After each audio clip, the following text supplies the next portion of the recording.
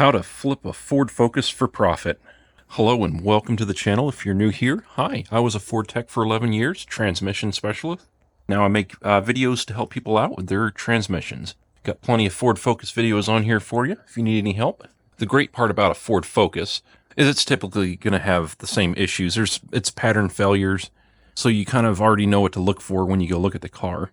If you go on Marketplace, there's a lot of Focuses. To be able to get one with under 150,000 miles with a transmission problem for about $1,000 after you negotiate a little bit. I'm going to go ahead and put a few examples up here as I talk.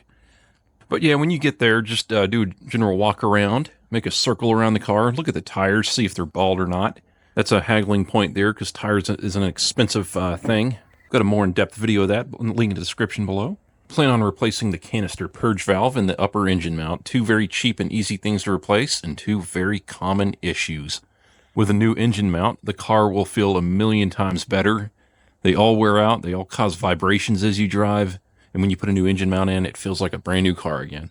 When you're driving the car around at low speeds, turn the steering wheel, see if you hear any popping type sounds. That might be an upper strut mount, and put two loaded struts in. Wipe your hand under the degas bottle. It likes to crack in one specific spot and leak.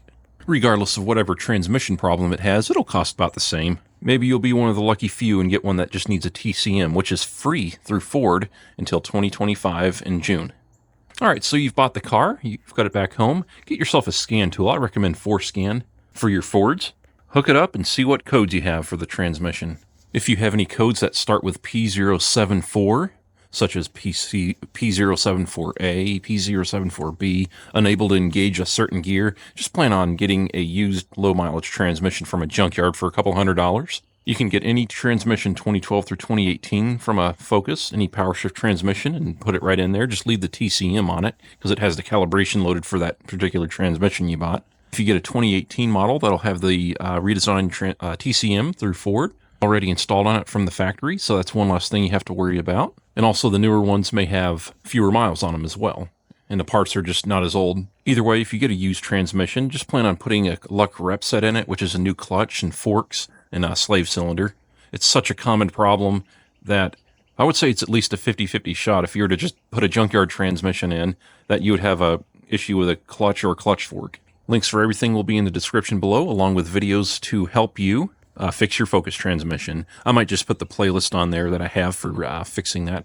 Anyway, continuing on here, if you've got some clutch stuck applied codes like P287A or P07A3, P07A5, just plan on putting a luck rep set in. 99.9% of the time, that's a sticking clutch fork. If you've got clutch position sensor codes, throw a set of clutch actuators on it, OEM. See if that fixes it. If not, then it might be the TCM. I've got videos on my channel for diagnosing any of the codes on the Ford Focus transmission.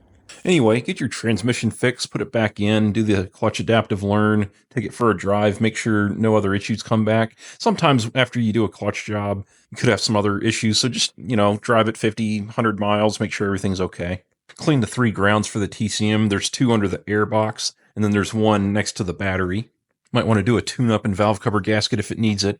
But yeah, after that, after you fixed your transmission, you've got yourself a car that you paid $1,000 for, maybe $1,500 or more if it's a nicer one with lower miles, or a titanium that you put maybe $1,000 in to fix the transmission. So maybe you're $2,000 into it, maybe a little more. If you've got a nice looking Focus now with under 150,000 miles on it with no problems, throw it on Marketplace for $4,000, maybe $4,500, take a little less. Pocket yourself a couple thousand.